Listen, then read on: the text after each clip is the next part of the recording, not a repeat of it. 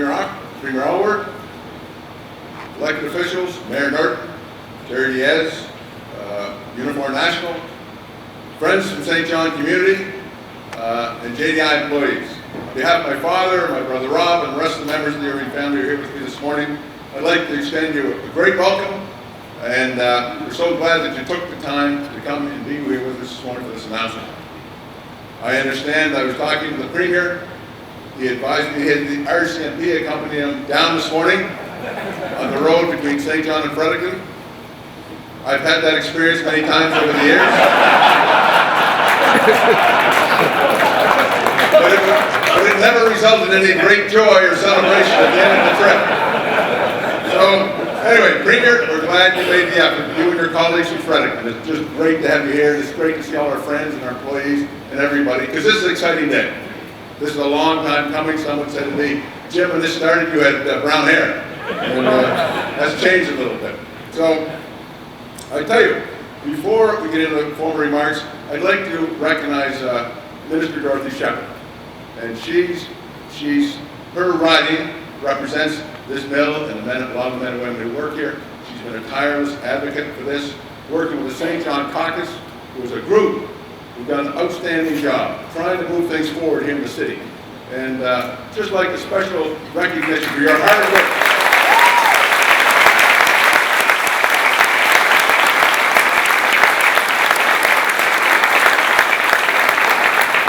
As well as Mr. Jerry Diaz.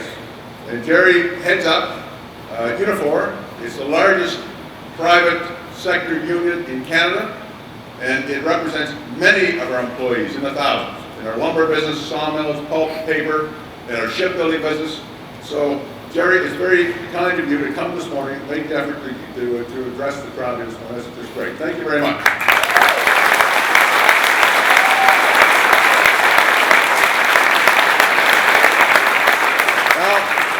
Now, you know, there's been a mill in this site since 1893.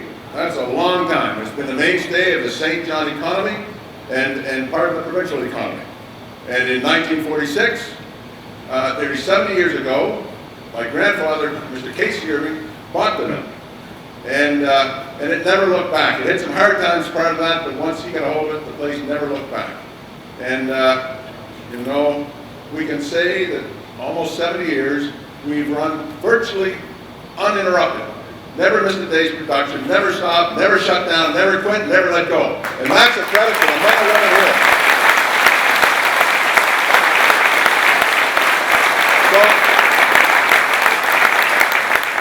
But then in 1948, my father finished up school.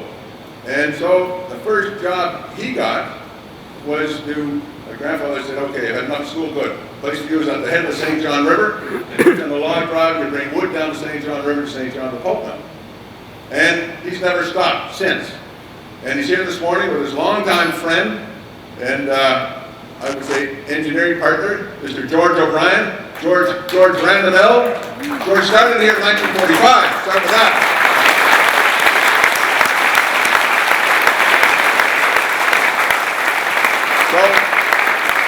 Started in 1945, big friends with my father, ran the mill and ran all kinds of construction projects, and it was sort of an unincorporated company of O'Brien and Irving and O'Brien, depending on how the project was going. They were partners, and they had a good partnership. And George, it's great to see you here this morning, and particularly with Dad, the two of you up in your upper 80s and looking good.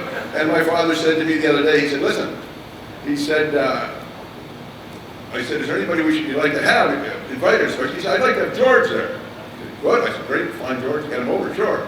He said, look, if you fellows can't get the project built on time and on budget, he said that George and I could possibly be reactivated and give you fellows a hand. So,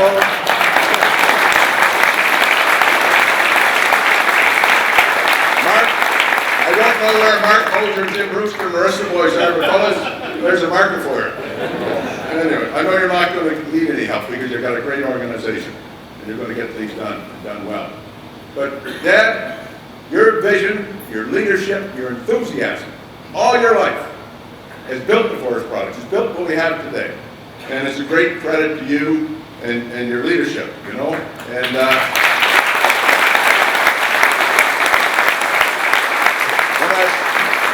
when I said to my father a few days ago, he was traveling, I said, look, you can pencil this date in. We're going to have an opening at the mill, we hope, or an announcement at the mill. And I said, could you be around? Very quick, he said to me, bang. He said, listen, I'd rather be coming to the opening than I would to the announcement. And you have to know my father, because the rough translation of that is, don't talk too much about it, just get it done.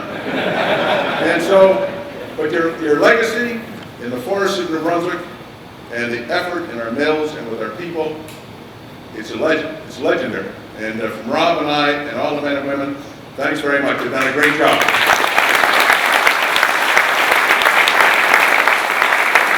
So, you know, we've had, as a family and as a company, we've had a long association with this site, with the people and the suppliers. And it's great to be here today on a site that's been running for over 110 years, and we're talking about building the most modern mill, the best mill in Canada, and we're building for the future. And that's the way to do things for the long term. So, and you know, this mill is the cornerstone of our forest products business. And you can see the value chain. You can see it when you come in this morning. All the various products that are derived from the Brunswick's forest. Whether it's chips from the sawmills, the lumber mills, the integration of Irving Paper on the east side of the city, or Lake Utopia down in St. George, or the various tissue operations. But it starts right here to a large extent with a pulp mill. And I think that's a real achievement to the men and women across our forest products operations. All the value chain, all these things we're doing. And at the top end of the value chain, we got the tissue business. Now the tissue business is run by my brother Rob. And Rob does a great job. And you know, but Rob, you have to understand what today's announcement means. More wood, more pulp, more tissue, and more sales. So you're doing a great job. Keep her going. Just don't stop, because I'm counting on you. Okay?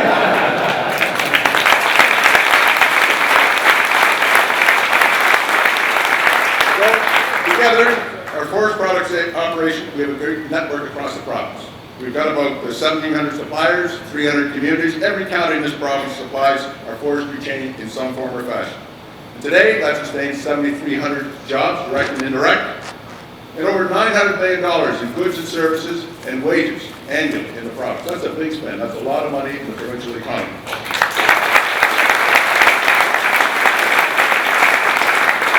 So this morning, we're pleased to announce a modernization program across the company of $513 million. This is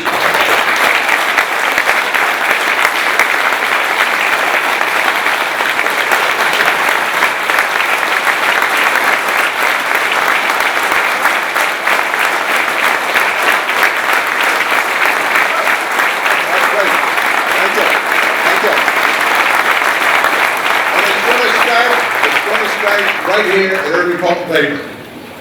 This will be a phased-in project approach. We've just completed in 2013 $140 million spend of the modernization of the infrastructure of the mill. That took us 8 years, but it's done, and that's not part of our $513 million spend. So what we call phase 2 will begin immediately once we've got all our appropriate permits, and that will take about 2 years to complete, and that's about approximately a $200 million job. That will provide a new digester and chip handling system to replace the current 14 digesters that we have here that are outdated. This will result in approximately 600,000 person hours of work, or that translates into 300 direct construction jobs and about 150 indirects. This new state-of-the-art technology will further reduce noise and air emissions. That's phase 2. Phase 3, which we will start the engineering on later this year, fall of this year, will be a $250 million project. That will new state-of-the-art pulp dryer, which will replace the current 3 units that we have on site. Again, that's another 600,000 approximately person hours, or 300 direct construction jobs and 150 indirect jobs.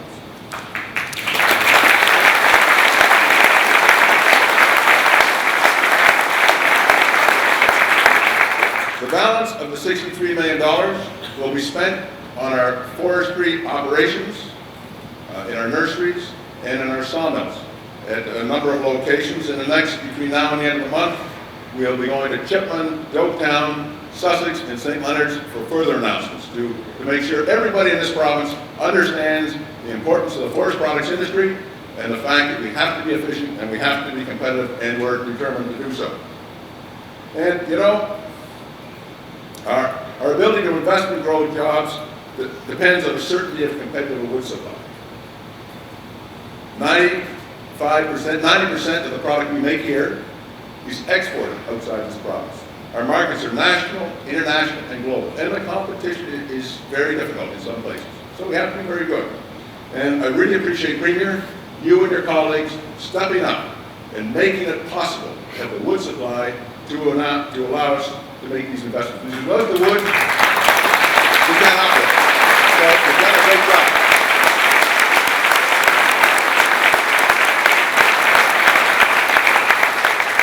I'd also like to recognize Rodney Weston, who's here, representing the federal government this morning. He's our MP from St. John.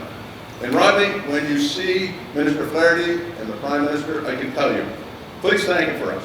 Thank him, because for years we talked to him about the accelerated depreciation. Now that may sound like a boring accounting term, but I can tell you it's a much easier way to make capital projects like this come about. And Minister Flaherty, to his credit, put this in place a couple of budgets ago, and he's retained it.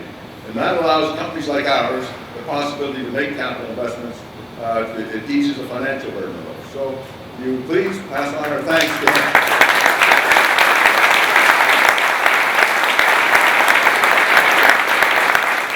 You know, the province of New Brunswick has spent approximately $450 million since 1982 on crown land in the province in general. A lot of these trees now are mature, they're ready to grow. They're grown and they're mature and they're ready to harvest, I should say.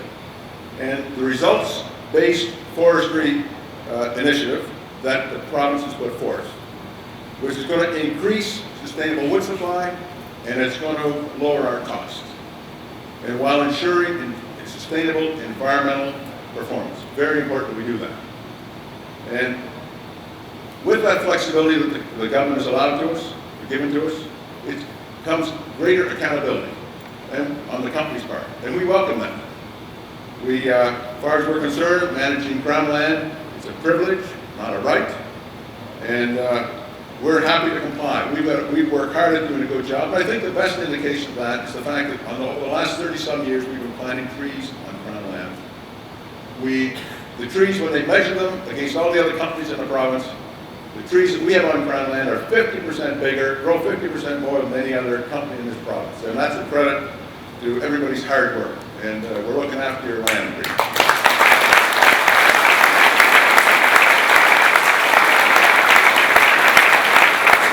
We do this with a world-class forest management team. We've got 150 forestry professionals. I think, as far as I'm concerned, they're the best environmentalists on the ground in New Brunswick today. They care, they're proud, and they do an excellent job. And as well, just as perhaps a point of interest, you know, we have years ago, many years ago now, we established a Forest Advisory Council. And on that, we have 6 PhDs from, University of Maine, University of New Brunswick, University of UVM, and other universities in the region. We have those 6 PhDs who help us ask what are the big forestry questions we should be asking looking into the future. And every summer, and we've had this for many years, we have on average about 12 graduate students who come and try and understand those questions, try and find those answers. And that's our commitment, because we know that we have a responsibility to do the right thing, and we want it to be right. And we're determined to do so. So these investments, as far as I'm concerned, are a great tribute to the men and women at JDI. They've got a passion for running world-class operations from the ground up, whether it's in the forest, the sawmills, the pulp and paper, the tissue, or the management of the sales and accounting and IT, and all the things that go into support a successful company.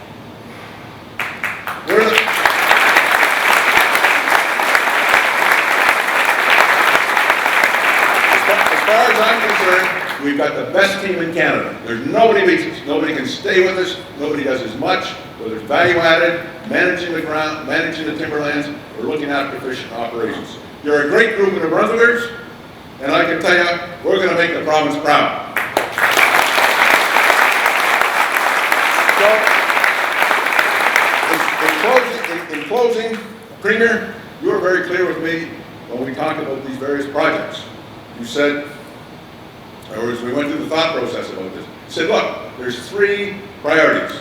The environment, get it right. Make sure you do things properly and it's done right. Number 1, very clear about that. Number 2, make sure that the private woodlot owners have full and proper access, not just today, but in the future, and they can participate in this growing opportunity. Number 3, invest. Make sure we invest, get the jobs going into Brunswick, that we're efficient, and that we can compete from the province of New Brunswick.